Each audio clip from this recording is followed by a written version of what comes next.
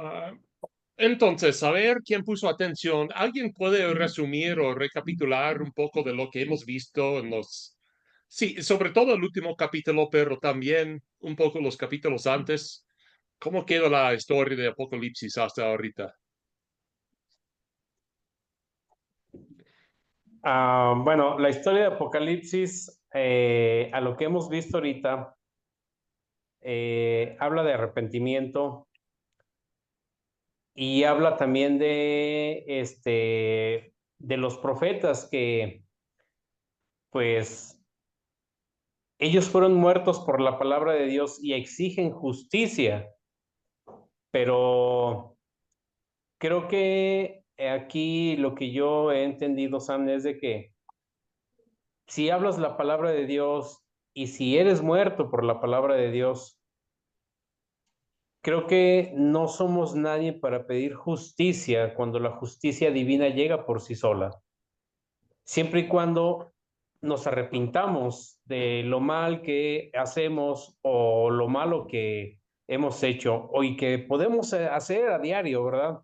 Es pedirle y tener a Dios en nuestras oraciones todos los días y pedirle perdón de nuestros errores, pecados, para que llegue la gracia, sobre todo aún sabiendo de que mucha gente, pese a lo que pase de enfermedades, situaciones económicas, no se arrepiente. Y eso es lo que me ha enseñado a mí hasta ahorita, de que para creer, no para creer, como para entender y tener a Dios en el corazón, hay que arrepentirse de corazón. No sé si está en el pasillo o la está atrás. Sí, vamos a ver más, especialmente empezando con el capítulo 13. Vamos a ver más de este arrepentimiento. Ah, hemos visto los últimos 15 días, por decir, en los capítulos 8 y 9, hemos visto mucho juicio de Dios, ¿verdad? Mezclado con mucho sufrimiento, igual, como Luis lo llamaba los profetas, pero los santos de Dios quienes habían sido perseguidos, varios de ellos matados, a causa de la palabra de Dios, estaban sufriendo y luego había esta visión de Dios derramando su juicio contra los demás que estaba causando eso, pero eso no les llevó al arrepentimiento, ¿verdad?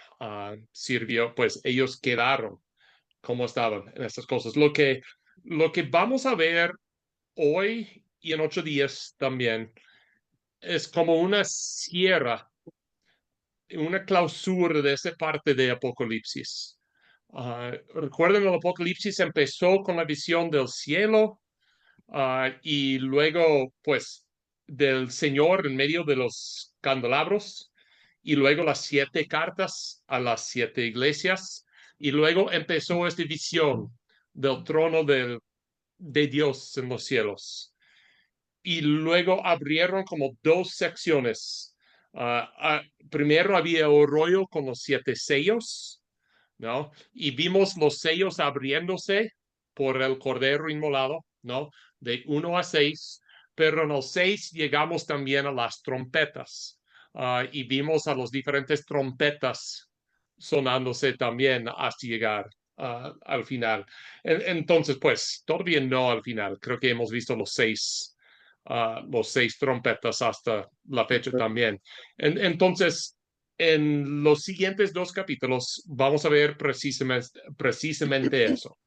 La desapar o pues que los sellos ya se quedan abiertos y que el último trompeta suena y el efecto que este va a tener en la gente.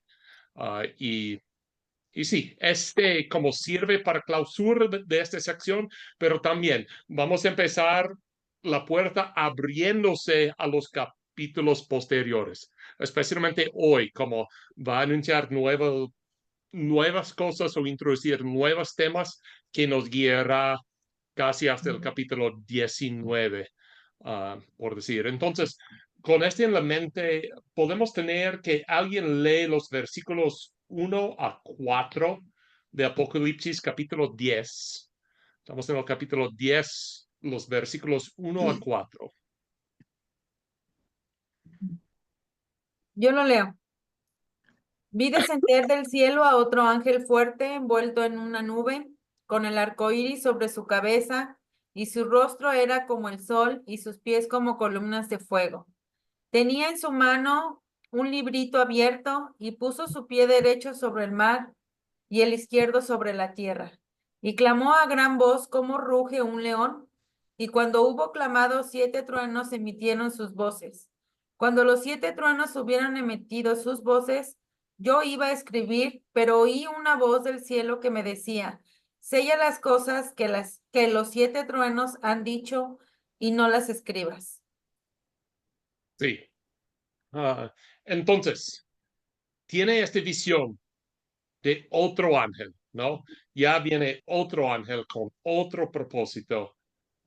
Otra vez, usando es interesante acá que usa las imágenes mucho de los dioses de aquellos días, pero este no debe interpretarse como Dios porque dice explícitamente es un ángel. Tampoco puede ser, entre comillas, el ángel del Señor, porque Apocalipsis normalmente está bien claro. Cuando es Dios, dice que es Dios. Cuando es un ángel, dice que es un ángel. Pero viene otro ángel fuerte, envuelto en una nube. Creo que muchos de nosotros hemos visto las cuadros de Zeus o los otros, o de Júpiter, Marte, los diferentes dioses de aquellos días que muchas veces están como entre las nubes, así, con el arco iris sobre su cabeza. Otra vez, ¿no? Aún nuestra tradición de pintar los santos y todas las cosas con el aura viene del paganismo, por decir, y es la idea, es como vieron esas personas, especialmente los dioses en aquellos días, es como se hablaban de ellos. Como digo, Juan usa estas cosas aquí para hablar de este ángel, mostrando otra vez que Dios es aún encima de estas cosas, Dios es aún más allá que estas cosas. Su rostro era como el sol, ¿no? Y podemos imaginar como la cara del sol con el arco iris alrededor, y sus pies como columnas de fuego. Dice pies, pero el hecho que dice columnas probablemente nos hace pasar o pensar que está hablando de las piernas enteras, ¿no? Y lo que quiere decir más que cualquier otra cosa es que está firme estas cosas. Si los romanos sabían hacer algo, era hacer columnas, ¿no? Tú puedes ir a Roma hasta hoy día e ir al Panteón, o el edificio que llaman el Panteón, ahí que era un antiguo templo y luego una antigua casa gubernamental y luego una antigua iglesia. Tiene como más que 2000 años este edificio. Las columnas gigantes todavía están, ¿no? Está firme eso. Y en el 2, este es interesante. Tenía en su mano un librito abierto. Librito está bien traducido acá. La palabra acá es la palabra diminutiva de lo que habíamos visto en el escenario del trono, ¿no? Cuando este llevaba dice un libro escrito a los dos lados con los 7 sellos. Ese es como el libro grande. Lo que tiene aquí se llama librito, pero muchos opinan que es el mismo libro porque, pues, primero en el versículo 8, cuando lo dice, la voz que oí del cielo habló otra vez conmigo, dijo, ve y toma este librito. Esta vez que dice librito, no es librito, es libro. Algunas emendaciones del texto lo tiene como librito. Es interesante realmente entre los diferentes manuscritos que tenemos como intercambian en este pasaje, cuáles tienen libro, librito y todas estas cosas. Pero en algunos lugares sí lo llama, especialmente en este lugar, se llama libro como completo. Lo hacen pensar muchos que este es el libro del capítulo 4 y 5, ¿no? Diciendo, mira, por fin no está sellado este libro, por fin está abierto. No, la voluntad de Dios está abierta a esas cosas, ya se le puede pronunciar. Tenía en su mano un librito y puso su pie derecho sobre el mar y el izquierdo sobre la tierra. Y quise mencionar también en el versículo 5, aunque no hemos llegado ahí, y el ángel que vi al pie sobre el mar y sobre la tierra levantó su mano al cielo. No, vemos el dominio sobre estas tres esferas comunes en el mundo antiguo: la tierra, el mar y los cielos. Vemos todas estas cosas conectadas, y con este ángel no afectado por ninguna de esas cosas, ¿no? Este ángel es firme en esos lugares. Clamó a gran voz como ruge un león, y cuando hubo clamado, 7 truenos emitieron sus voces. Otro es voz del trueno. En este caso no es Dios, como habíamos visto antes, pero podemos ver que está proclamando algo como las palabras de Dios y algo similar acá. Cuando los 7 truenos hubieran emitido sus voces, yo iba a escribir, pero oí una voz del cielo que me decía, sella las cosas que los 7 truenos han dicho y no las escribas. Hay 2 posturas principales acá. Uno es que las cosas que estaba diciendo Dios fueron, o esta voz, no debo decir Dios, perdón, esta voz estaba inefables, que como no los podría comprender. Algunos dicen eso, pero realmente no tiene mucho peso en un sentido literal del texto, porque Juan dijo que lo iba a escribir, del sentido que son cosas entendibles, ¿no? Entonces, ¿por qué frenaba esas palabras? ¿Por qué frenaba esas cosas? ¿Hay algo que Dios no quiere que sepamos? Así es. ¿No? Como, ¿qué está pasando acá?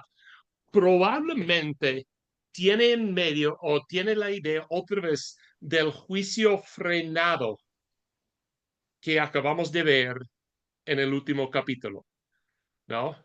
Nos hace falta una trompeta todavía, ¿no? Sí. Como llegó hasta ahí y de repente Dios frenó su juicio, ¿no? Como no llegó completamente a su conclusión como estaba. Y esa es otra manera de decir la misma cosa, ¿no? Esta gran cosa viene y empieza a hablar con todo y de repente, no va a acabar eso. Y vamos a ver por qué ahorita. Realmente estos versículos nos dan el escenario. Luego los otros versículos de ese capítulo nos explican un poco qué va a pasar. Perdón, yo sé que es una sección un poco más largo. ¿Alguien puede leer los demás versículos? Vamos a ir al versículo 2 de 11 hoy, pero ¿alguien puede leer los demás versículos de ese capítulo, el 5 hasta el 11? Sí, Es un yo lo capítulo. leo. Sí. Ok, adelante. Yo entonces, hermano, Como guste. voy. Va. Y el ángel que vi en pie sobre el mar y sobre la tierra, levantó su mano al cielo y juró por el que vive por los siglos de los siglos, que creó el cielo y las cosas que están en él, y la tierra y las cosas que están en ella, y el mar y las cosas que están en él, que el tiempo no sería más, sino que en los días de la voz del séptimo ángel, cuando él comience a tocar la trompeta, el misterio de Dios se consumará, como él lo anunció a sus siervos los profetas. La voz que oí del cielo habló otra vez conmigo y dijo, ve y toma el librito que está abierto en la mano del ángel que está en pie sobre el mar y sobre la tierra. Y fui al ángel diciéndole que me diese el librito. Y él me dijo, toma y cómelo, y te amargará el vientre, pero en tu boca será dulce como la miel. Entonces tomé el librito de la mano del ángel y lo comí. y era dulce en mi boca como la miel, pero cuando lo hube comido, amargó mi vientre. Y él me dijo, es necesario que profetices otra vez sobre muchos pueblos, naciones, lenguas y reyes. Sí, voy a arruinar el chiste de mucho de los siguientes capítulos ahorita. En los capítulos 8 y 9 habíamos visto Dios derramar su juicio como solo este filo de la justicia. Si recuerda, la justicia tenía dos filas, el juicio y la justificación por medio del evangelio. El juicio estaba cortando, pero la gente no estaba arrepentiéndose. Entonces, necesitan que la gente llegue a su arrepentimiento. Necesitamos llegar a este punto. Entonces, la idea acá es, si no va a pasar a través del juicio de Dios, ¿cómo va a pasar? Si la gente no está convencida a través de su juicio, ¿cómo se va a convencer? Y la respuesta de todo eso es por el testimonio de los creyentes, ¿no? Esto trae algunas complicaciones con ella, porque piensa en todos los santos, como había dicho, todos los mártires que ya habían sufrido por causa de la palabra de Dios, ¿no? Aunque hay sufrimiento en eso, Dios quiere que sigamos predicando. Este es lo que va a llevar la gente al arrepentimiento. Este capítulo no vemos el arrepentimiento, lo vamos a ver un poco en el siguiente capítulo, pero ya después de eso lo vamos a ver mucho más. Pero vemos muchas cosas acá que tienen que ver con la continuación de predicar el evangelio. Y el ángel que vi en pie sobre el mar y sobre la tierra levantó su mano al cielo y juró por el que vive por los siglos de los siglos y creó el cielo y las cosas que están en él y la tierra y las cosas que están en ella y el mar y las cosas que están en él. Voy a frenarme ahí ahorita. Esos versículos son muy interesantes porque son hechos tomados por un ángel, ¿no? Supongamos que los ángeles no pueden pecar. Entonces, ¿qué está pasando acá? Porque en los evangelios Jesús nos enseña explícitamente no hacer qué, hacer Jurar, juramentos casi igualitos a eso, ¿no? Que tu sí sea sí, que tu no sea no, que no juras por los cielos, ni la tierra, ni lo que en ellos hay, ¿no? Sin embargo, aquí tenemos un ángel haciendo algo muy similar. Primero, debemos notar una pequeña diferencia entre lo que hizo el ángel y lo que Jesús dice en los evangelios, ¿no? Aquí dice cómo juró el ángel en el 6, y juró no de los cielos y de la tierra. Él juró por el que vive por los siglos de los siglos y creyó el cielo. Ay, perdón. Sí, el que creyó el cielo y las cosas que estaban en él. Entonces, no juró por los cielos, no juró por la tierra. Juró por Dios mismo. Y Dios a veces puede hacer eso, lo hace muchas veces en el Antiguo Testamento. De veras, sencillamente es lenguaje de pacto acá. No como en el mundo del Antiguo Testamento, había un dicho que siempre recetaban cuando hicieron un pacto. Que y más pasa a mí si yo no cumple mi palabra. Un ejemplo de eso es cuando cuando Dios primeramente hace el pacto con Abraham y Abraham ve la visión de la olla pasando entre las carnes o los animales partidos, pasa como una antorcha y una olla. Si recuerdan eso. Y Dios dice que esto, refiriéndose a los animales partidos en dos, que esto y más pasa a mí si yo no cumplo mi palabra con ustedes. Todo eso acá es lenguaje no solo de un juramento, como una persona sencillamente diciendo por los cielos o por Dios. Es un ángel de Dios, empoderado por Dios, ser su portavoz. Entonces, de alguna manera, de segunda mano, es como Dios diciendo, yo doy mi palabra en cuanto de eso, ¿no? Como el Señor viva, dice varias veces el Antiguo Testamento y el Nuevo Testamento, ¿no? Si Dios es Dios, estas palabras se van a cumplir. Juraba por estas cosas.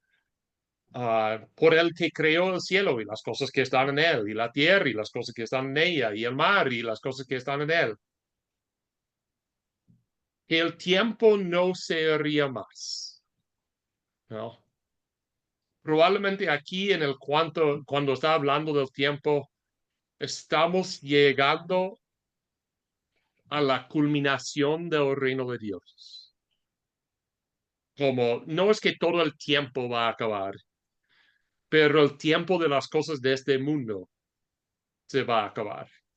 Y pronto veremos el reino de Dios llegando a la tierra. Y este es simbolizado ahorita, como vamos a ver al principio de 11, está simbolizado ahorita por el templo. Y ahorita vamos a hablar más del significado del templo cuando vemos estas cosas. En el 7, sino que en los días de la voz del séptimo ángel, cuando él comience a tocar la trompeta, el misterio de Dios se consumará, perdón, como él lo anunció a sus siervos, los profetas. Otro es, si recuerdan cuando habíamos hablado de este rollo, ¿no? Luis había comentado, creo que era Luis, ¿no? Que había comentado, oye, ¿esta es la palabra de los profetas? Podría ser, y habíamos dicho, pues, algunos lo toman como la palabra de los profetas, algunos otros por los patriarcas, algunos otros por los apóstoles, como su declaración y todas esas cosas.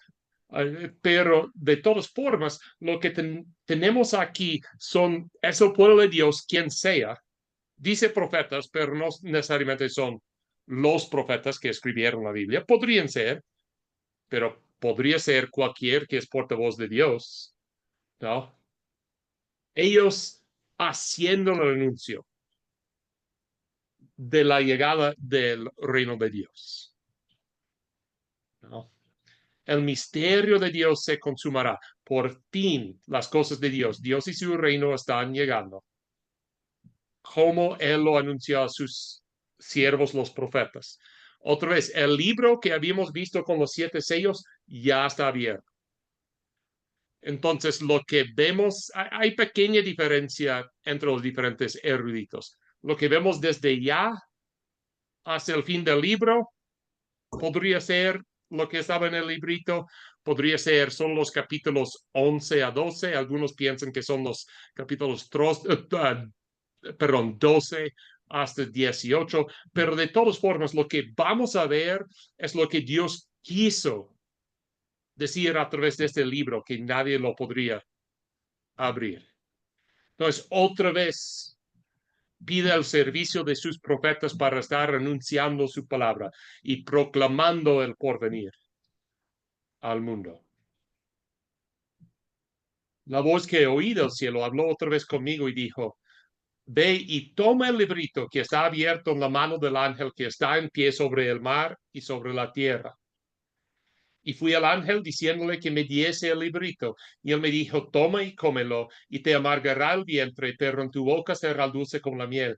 Entonces tomé el librito de la mano del ángel y lo comí, y era dulce en mi boca como la miel, pero cuando lo hube comido, amargó mi vientre.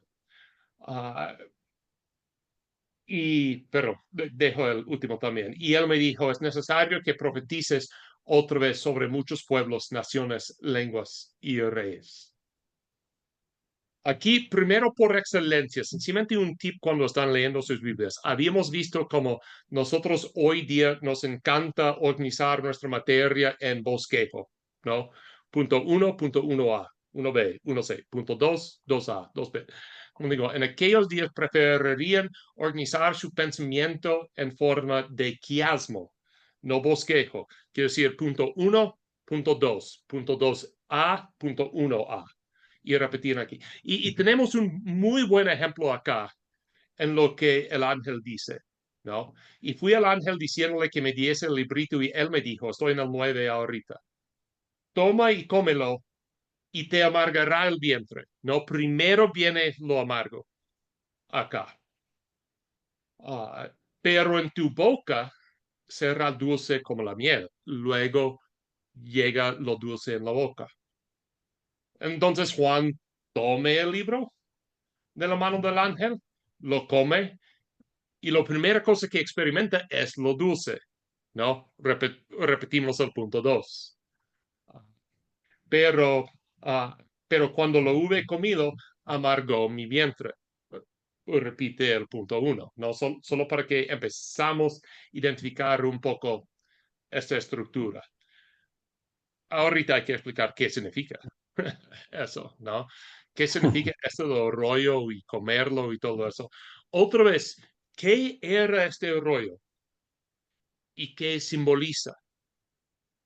El rollo significa la palabra de Dios, ¿no? El conocimiento que Él quiere que todo el mundo tenga, que el sellado ahorita está abierto, ¿no? El rollo es la proclamación, son los planes de Dios. Entonces, el hecho que le toca a Juan comer esas cosas es una acción con la boca, ¿no? Y de alguna manera, este es como Dios declarando a Juan como profeta de nuevo. No exactamente igual, pero algo similar a cuando Isaías tenía su visión de los cielos y vino y el ángel purificó su boca con las brasas, ¿no? Vemos una acción con la boca que simboliza que él va a estar proclamando la palabra. Otra vez, es otra cosa ingerido acá para que luego, si él ingiere eso, luego ¿qué va a salir de él? El rollo o las palabras del rollo. Es como la metáfora que está pasando acá. Yo, Y cuando él sabe estas cosas, ¿cómo sabe? Bien, Pues, miel, ajá. sí, agradable. Probablemente ese quiere decir cuando uno recibe a la primera vez es la palabra de Dios como sus cosas, el conocimiento de Él es dulce, ¿no? Luego Él lo come, lo mastique, lo traga, ¿y cómo se siente en el vientre? Amargo. Se siente mal, ¿no? yo creo aquí, ¿puedo comentar? Sí, Yo creo que aquí al citar este versículo, en este versículo, primero cita que será amargo, como lo dices, ¿verdad? Será amargo en su vientre. Y ahí está reflejando el juicio, la dureza, el castigo de Dios, ¿sí? Y después le menciona, pero que en su boca será dulce, ¿sí? Entonces, la, la parte contraria, o sea, por un lado castigo, dureza, pero la otra parte que es esperanza, hay una esperanza en este juicio. Y luego vamos por allá. termina Yo no diciéndole, estoy es seguro que necesario que vayas. No, sigue, perdón. No, no, y yo relaciono ese par de señales con que es necesario que vuelvas a profetizar, sí, la palabra de Dios. Entonces ahí como que son dos mensajes. Va a haber amargura, pero entiendo yo que hay pues una esperanza, ¿no? O sea, hay algo y por eso la necesidad de volver a predicar la palabra, ¿verdad? Yo así lo Sí, trato de entender. estoy muy de acuerdo con la gran mayoría de eso. Yo cambiaría el entendimiento de la amargura un poco, en que hay que recordar por qué se escribió esa carta, a quién se dirigió. a muchos creyentes sufriendo, Ujú. ¿no? Ujú, Gente que habían ingerido la palabra de Dios, pero de repente, ¿sabes qué? No todo le iba bien. ujú. Negocios fracasados. Como digo, estaban excomulgados de las sinagogas, a veces de sus propias familias, perdían sus contactos económicos y sociales, perdían todas estas cosas. Y recuerden, ellos están haciéndose la pregunta, ¿algo está mal acá? Y Juan pone muchos símbolos para mostrarnos, es parte de, no está mal, ¿no? Como en el trono, él nos enseña el león de Judá, que cuando voltea, ¿cómo es? Un cordero inmolado. Ese sufrimiento es parte de, ¿no? Igual cuando recibimos la palabra de Dios, es dulce. Luego a veces las cosas no se van a sentir bien, ¿no? Ujú. Hay la amargura ahí. Pero como dice Sergio, porque está dulce, urge esto de predicarlo de nuevo, ¿no? Es un llamamiento de predicar el evangelio de nuevo.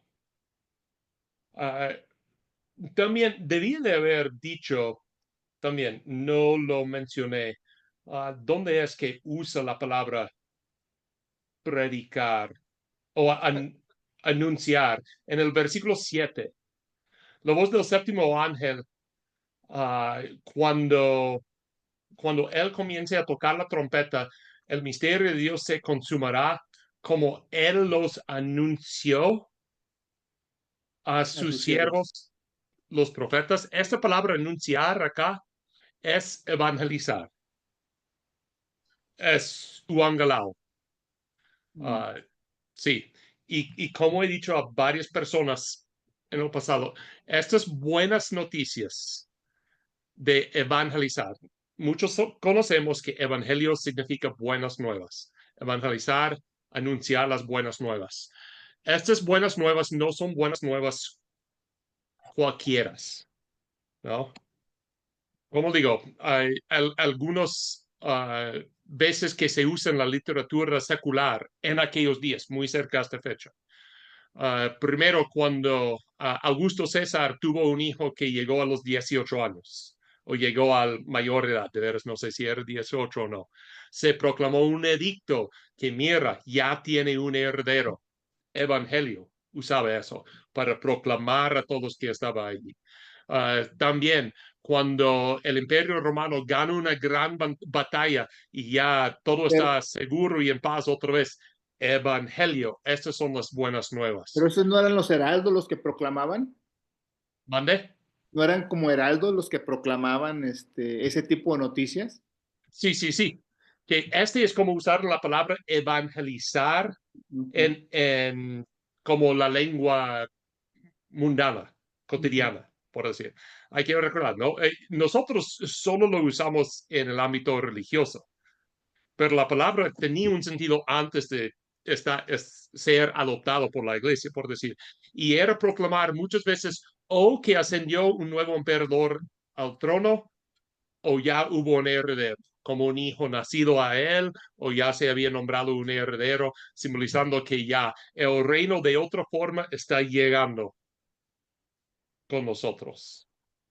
Y si lo que hace acá este ángel, sino que en los días de la voz del séptimo ángel, cuando él comience a tocar la trompeta, el misterio de Dios se consumará como él los anunció a sus siervos los profetas. Vemos acá literalmente Dios evangelizando a sus profetas para que ellos evangelizan a los demás.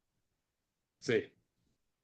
Entonces sí, empieza eso con el libro abierto, dulce, pero Marco, va a haber problemas profetizando, ¿no? Ves los profetas del Antiguo Testamento. No tanto los profetas que tienen sus nombres conectados a los libros, algunos sí, ¿no? Jeremías, profeta de la familia real, pero ¿cuánto tiempo pasó él sufriendo?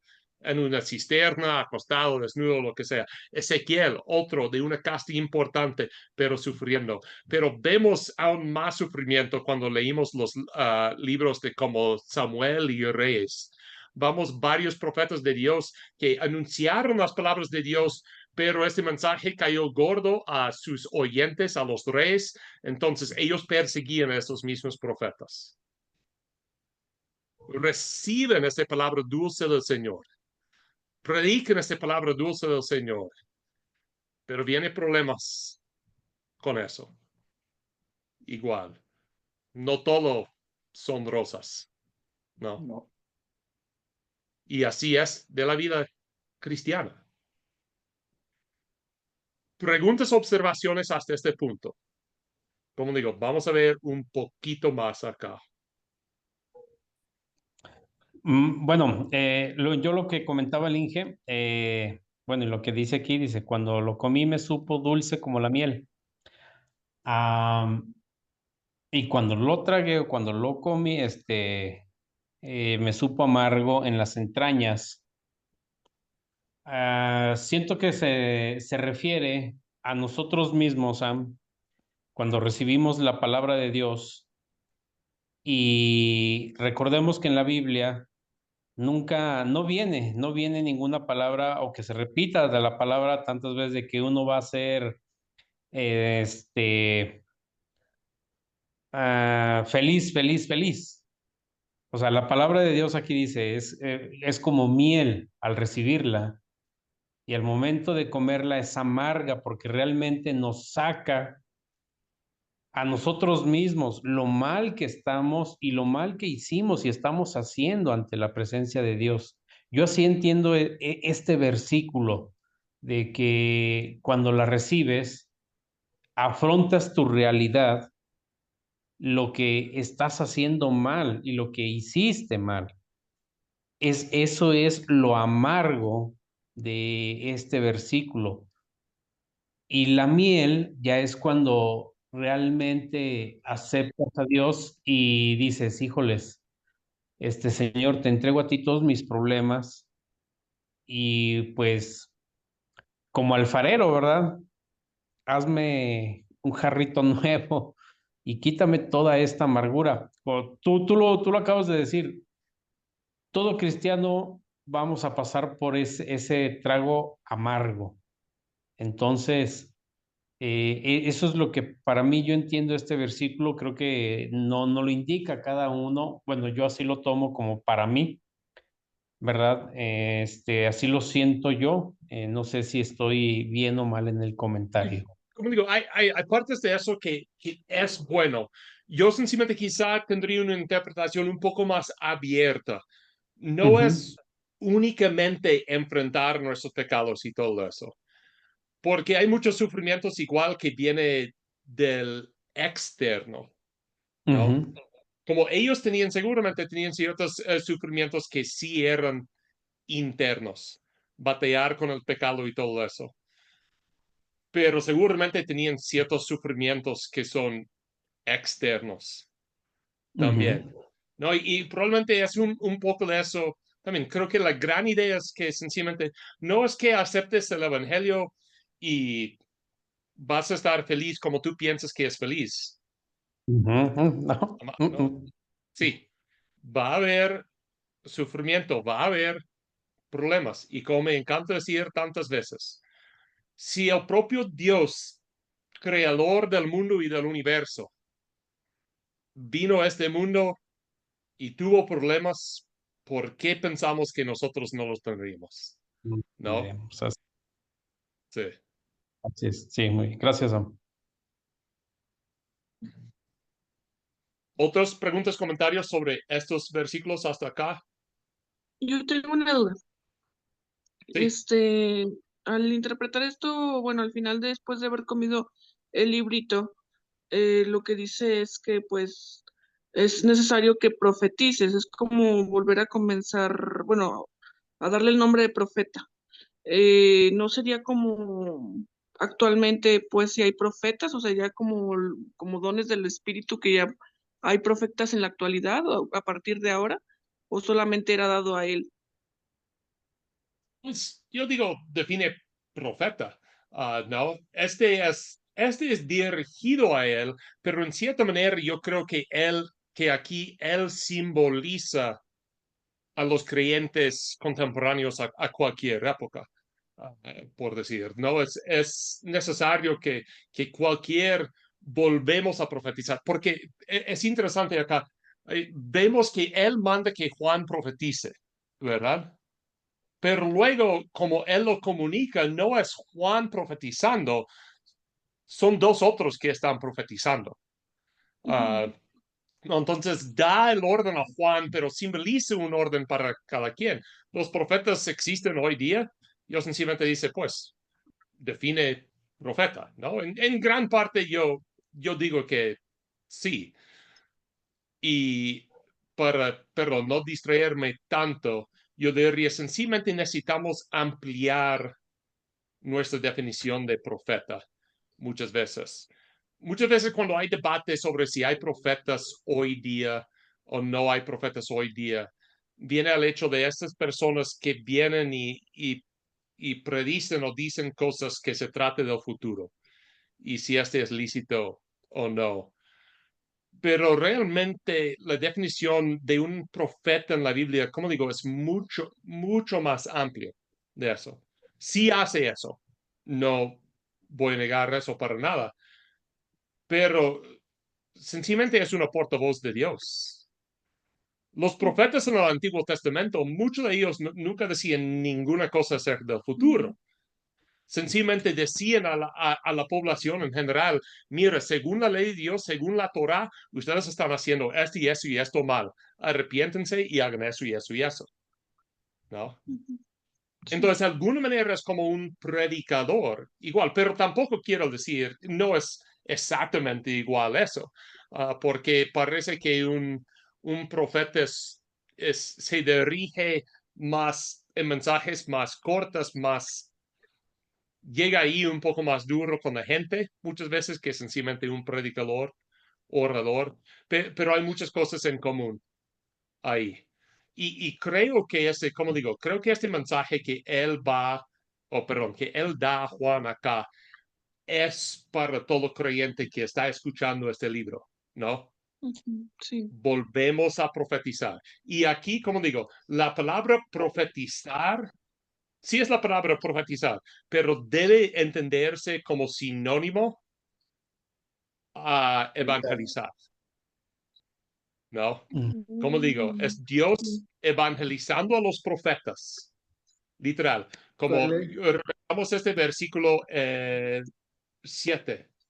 El misterio de Dios se consumará como Él lo anunció a sus siervos los profetas. Entonces tenemos a Dios dando su palabra a los profetas. Y este se llama evangelizar, literalmente, no según el texto. Luego, aquí tenemos los profetas hablando, pero es la misma cosa, es el evangelio.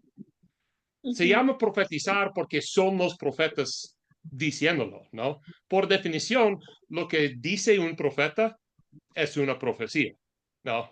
Por definición. Por eso cuando dice acá es necesario que profetices, lo que quiere decir es proclamar el evangelio.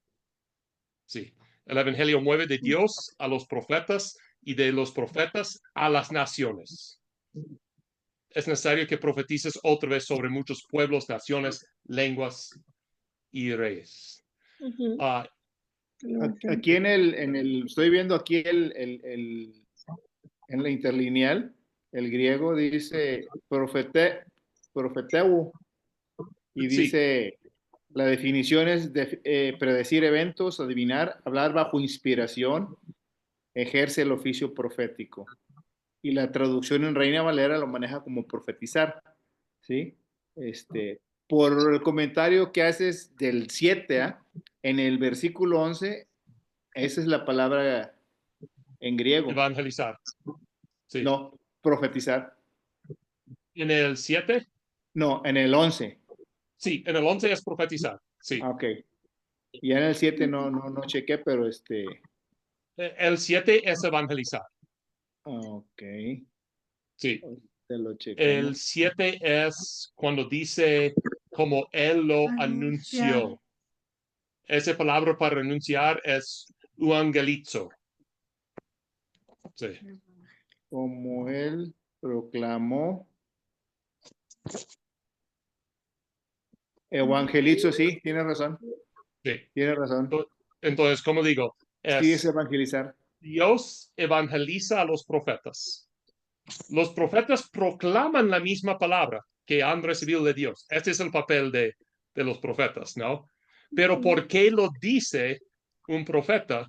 Se usa la palabra profetizar, ¿no? Porque lo que sale de la boca, como la última, literal, la última definición que dio Sergio en su lista ahí, ¿no? Ejercer el oficio del profeta. Ajá.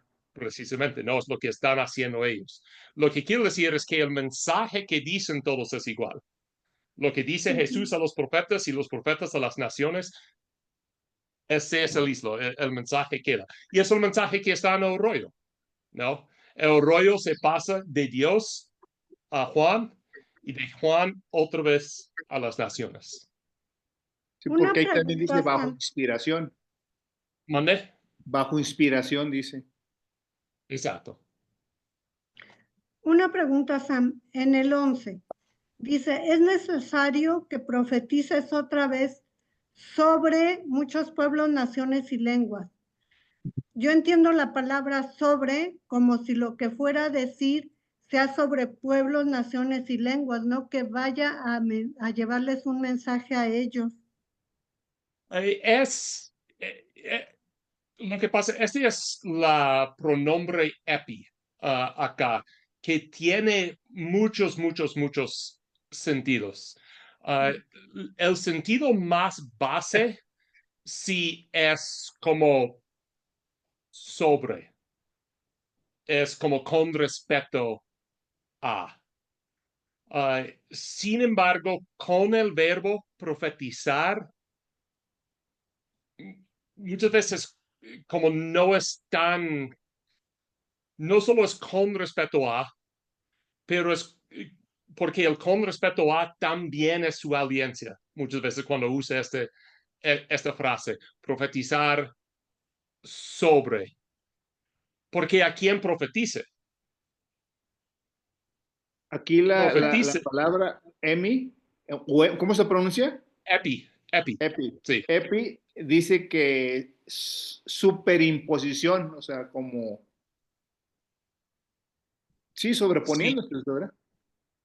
Lo que pasa es muchas veces con los pronombres griegos, lo que tienen en mente es dirección de algo. Y epi quiere decir como la dirección de estar de arriba y caer Ajá. en algo. Entonces, a veces se usa, como digo, como estaba diciendo Lucero, a veces se usa para decir con respecto a esta cosa, a cual aterriza, ¿no? Pero en otras ocasiones se usa para decir que tu mensaje aterriza ahí. Sí.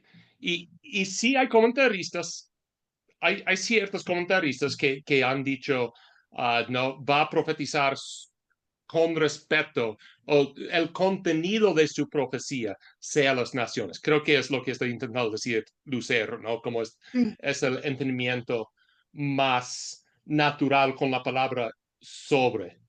Aún la NBI dice, ¿no? Entonces me ordenó, tienes que volver a profetizar acerca de muchos pueblos, naciones, lenguas y reyes. Pero como digo, si quieren luego puedo poner un pequeño artículo ahí o algunas otras evidencias de cómo usa profetizar y sobre también cómo explicar quién es su audiencia. Es una fraseología que tenían en el griego que solían usar. Uh, y sí, tenía que tener una audiencia igual. Y la otra cosa, ¿por qué pienso eso? Es lo que sigue. Sí, lo que En el sigue capítulo son 12. los dos profetas Sí. predicando a, Testigos.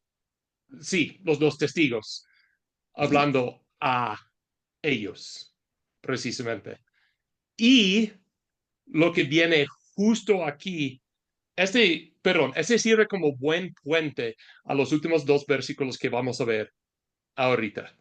Sirve como muy buen puente acá. Entonces, ¿alguien puede leer los versículos 1 a 2 del capítulo 11? Lo último que vamos a ver hoy. Yo lo leo. Sí. Dice, entonces me fue dada una caña semejante a una vara de medir, y se me dijo, levántate y mide el templo de Dios y el altar, y a los que adoran en él. Pero el patio que está fuera del templo, déjalo aparte, y no lo midas, porque ha sido entregado a los gentiles, y ellos hollarán la ciudad santa, santa, 42 meses. Sí. Entonces, aquí tenemos la primera visión del templo en sí.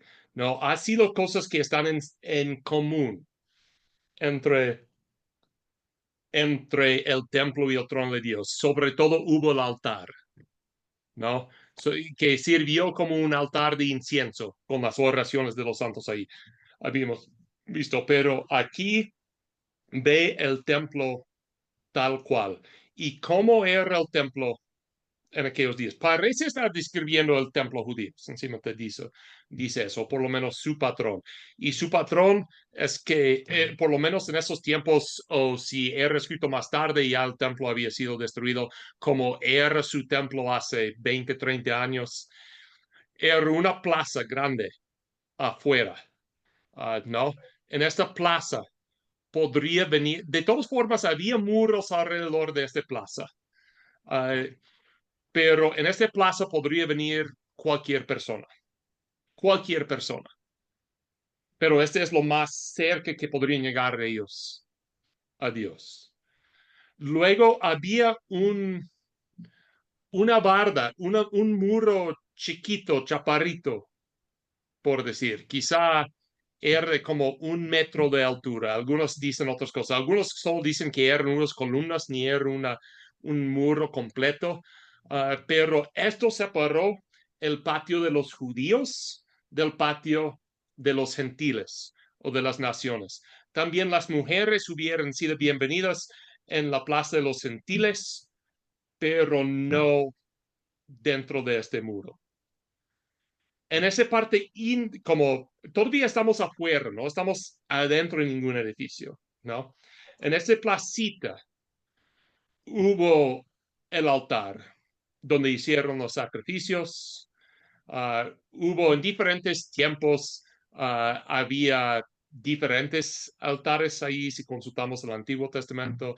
Es posible que a veces en los tiempos del Nuevo Testamento un altar de incienso ahí igual. Luego, dentro de eso hay el edificio tal cual, que se llama el lugar santo, ¿no? Y este sí es un edificio con puertas, cerrado, todo eso, y solo los sacerdotes pasan ahí. Y luego los sumos sacerdotes están permitidos. Adentro de eso hay otro cuarto atrás. Ay, perdón, me acerqué tanto a la cámara. No, hay otro cuarto adentro de eso que era el lugar santísimo, que solo era permitido sumo sacerdote haciendo sus ofrendas y todo eso. Lo que estoy intentando comunicar acá, número uno, es un lugar grande, pero medible. Otra cosa que debemos reconocer es que en aquellos días los templos no solo servían para adoración de esas cosas. Sí, ese pasaba y ese está implícita acá también. Pero también para ellos en aquellos días los templos servían como lugares de protección.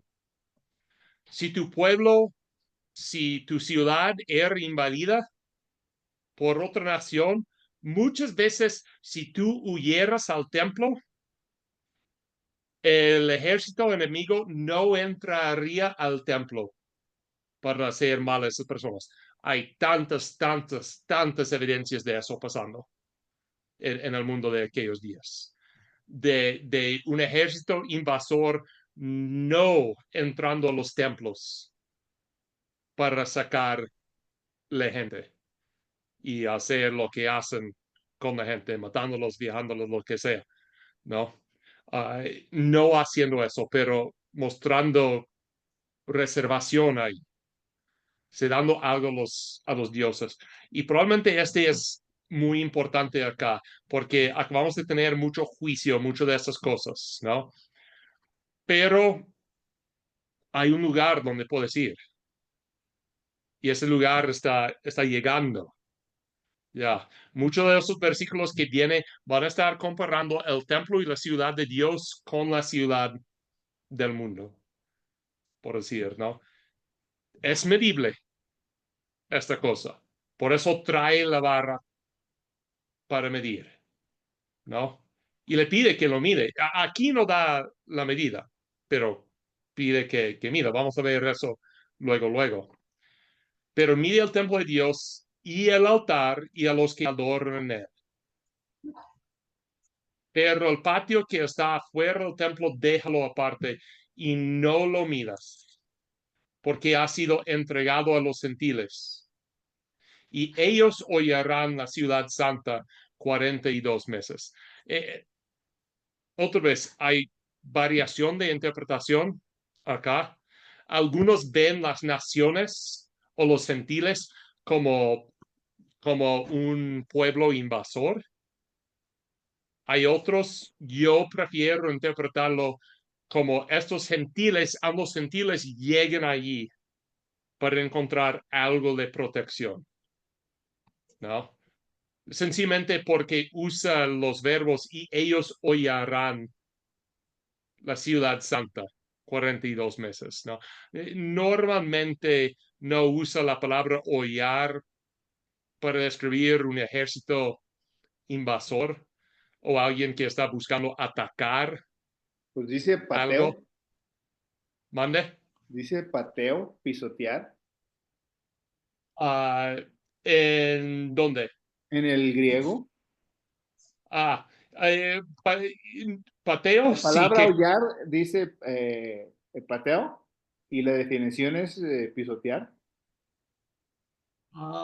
¿Dónde estamos? Yo tengo mi griego abierto. Acá.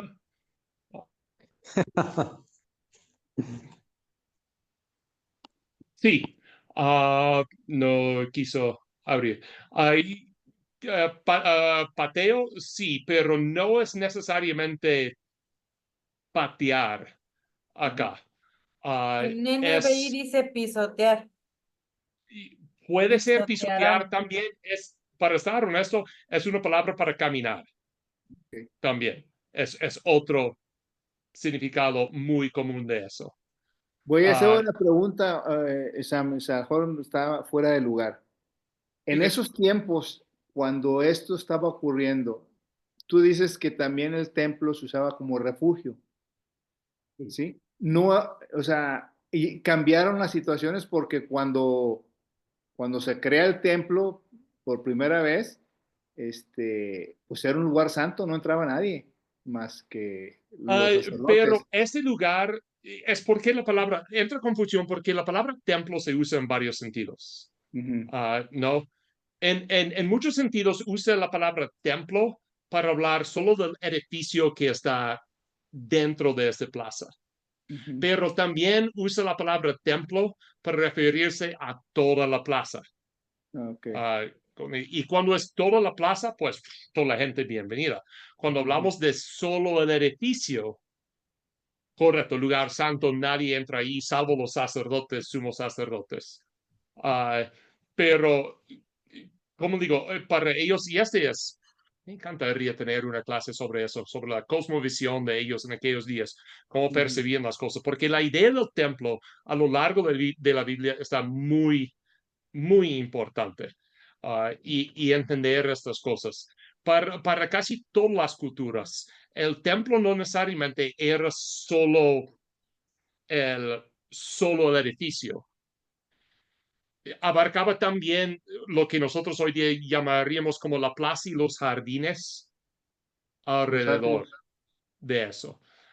Por ejemplo, pensamos en Aguascalientes, el Templo San Marcos, ¿no? Ellos Ujú. podrían usar la palabra templo para referirse solo al edificio, pero también para ellos en aquellos días podrían usar la palabra templo para referirse al edificio, la explanada con los voladores ahí, los jardines que están enfrente, como todo eso también sería templo. Y cada vez que lo vemos tenemos que distinguir, pues, a cuál hace referencia. ¿Hace referencia a todo el lugar o solo el parte chiquito? Y como digo, casi todos los templos, no solo el templo judío, casi todos los templos de aquellos días estaban diseñados así. No, hay el edificio que contiene la imagen de Dios, pero alrededor de eso hay plazas y jardines. Sí. Y como digo, muchos han comentado mucho sobre Génesis 1, habla como la edificación de un templo, hablando del mundo, de la tierra y los cielos, como el Dios poniendo su templo acá en la tierra. Y creo que mencioné eso en una de las clases ya. Primero Dios aparte el terreno, luego hace su muro alrededor a través de hacer espacio entre el cielo y la tierra y luego entre las tierras con el mar, ¿no? Luego siembra sus jardines, ¿no? Alrededor, crea las plantas y estas cosas. Luego pone el calendario de cuándo van a hacer los diferentes ritos en el templo a través de nombrar el sol y la luna. Luego suplica todo lo necesario para hacer sacrificios ahí, bestias del mar, del cielo, de la tierra. Y la última cosa que siempre hizo en todas esas veces que construyeron sus templos era poner la imagen del Dios ahí. Que en este caso, en la creación de Génesis 1, somos nosotros, ¿no? Somos la imagen puesto en medio del templo, precisamente. Sí, Bueno, entonces, otra vez, para resumir, si hay debate sobre esta palabra, creo que se va a aclarar un poco más cuando vemos el capítulo 11 y el acontecido ahí. Pero sí, algunas personas lo entienden entienden los gentiles como, como invasores a este lugar. Hay otros que lo ven como gente de afuera intentando llegar al templo para protección. Uh, y sí, cuando vemos el 11 y un poco más, voy a poder dar un poco más mis razones. Como digo, presentaré las razones de la interpretación contraria también, porque sí hay un sentido de alguien haciendo violencia, obviamente en el 11 igual. No, vamos a estar viendo eso, pero vamos a ver más precisamente quiénes son los dos estas, testigos. estas personas. Sí. Muy bien. Y también comento eso, todo lo que pasa, sea invasión o protección, pues los dos llevan implícito una invasión, ¿no? Realmente ni importa si ellos son los invasores o llegan ahí para buscar protección, de todas formas hay algo de invasión ahí, ¿verdad? Pero esta invasión, este enfrentamiento contra el templo de Dios, contra su reino, es limitado, ¿no? 42 meses y ya. Sí. Y Y los 42 meses nada más significa que el tiempo es limitado, no es exacto, literal. así lo entiendo yo. Sí, así lo entiendo. ¿Podría ser un cumplimiento literal de esto en el futuro? Sí, podría ser. Pero creo que por el mensaje que Juan quiso llegar a ellos más directamente, como digo, en muchos aspectos, los que han escuchado mis enseñanzas en diferentes cosas, yo tiendo a ser un poco más minimalista. No soy minimalista. Este es otra onda de teología que yo no llego para ahí, por decir, pero intento para decir, este por lo menos está diciendo eso, ¿no? E igual lo digo acá, por lo menos está diciendo que es un tiempo limitado acá. Sí. Ok. Dice aquí, bueno, pero ya es el versículo 3. Y daré a mis 2 testigos que profeticen 1260 días vestidos de silicio, que son los 42 meses. Sí, sí, exacto. Okay. Sí, en el tiempo limitado que hay ahí, sea 42, sea 3 años y medio literal, o sea otro plazo de tiempo, por el tiempo que ellos están en el templo, esos dos están predicando. Sí, los dos tiempos sí concuerdan ahí. Y este sí es importante Para también. la otra semana. Sí, la otra semana. Así tengo que darles razón para conectarles la siguiente semana. Si no, sencillamente van a malear conmigo sobre las cosas que digo esta semana y dejarlo y ya. El Inge quiere seguirle. No, no, está bien, está bien. Entonces, como digo, para resumir un poco, los capítulos 10 y 11 realmente sirven como algún tipo de bisagras del libro, ¿no? Vemos la cierre de los sellos de las trompetas. Hemos visto parte de eso. Ahorita ya el libro está abierto. Vemos parte de eso, pero haciendo eso igual hace, aunque cierre esas partes, hace apertura hasta otras cosas. Y va a haber ciertas maneras en que Juan va comparando los dos lados. Ese puerto también. Cuando sigue en el 13 y adelante, va a estar comparando algunas cosas en el futuro de lo que había dicho antes. Pero sí, estos dos capítulos sirven como cierre y apertura a la vez. Y aquí vemos la cierre, por decir, del juicio de Dios y la apertura a su justificación a través de la proclamación de su palabra. Todavía va a haber juicio. Los que conocen el libro de Apocalipsis, sí va a haber, pero no es exclusivo este juicio. Ya va a estar la predicación de la palabra en casi todos esos eventos igual y vamos a ver el impacto que este tiene en la gente. Pero la gente sigue sufriendo y Juan va a tener que mostrar eso, ¿no? Hoy sí lo tocó, apenas, pero sí lo tocó, ¿no? Con el rollito que era dulce, pero amargo. Quizá hoy día, en lugar de este rollo de miel, si Juan iba a escribir a nosotros hoy día, quizá usaría el ejemplo que Juan fue para tacos de un solo peso, ¿no? Que los comía y estaban bien ricos comiéndolos, pero luego llegaron al vientre y cuánto Pepto-Bismol se ocupaba para aliviarse de esta Y luego, sensación. luego pegaba el chocochorro, ¿va? Exacto. Sí, sabe bien rico, pero hay problemas también. Ya. Sí. Pero a pesar de sufrir, nosotros, ¿qué nos toca hacer?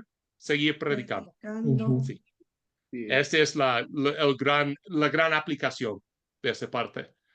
Toca a nosotros, a pesar de los problemas, seguir predicando lo que Dios ha revelado a nosotros. Sí.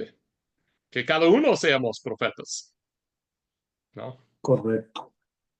Siendo la voz de Dios. ¿Otras preguntas u observaciones que no son la segunda parte del capítulo 11?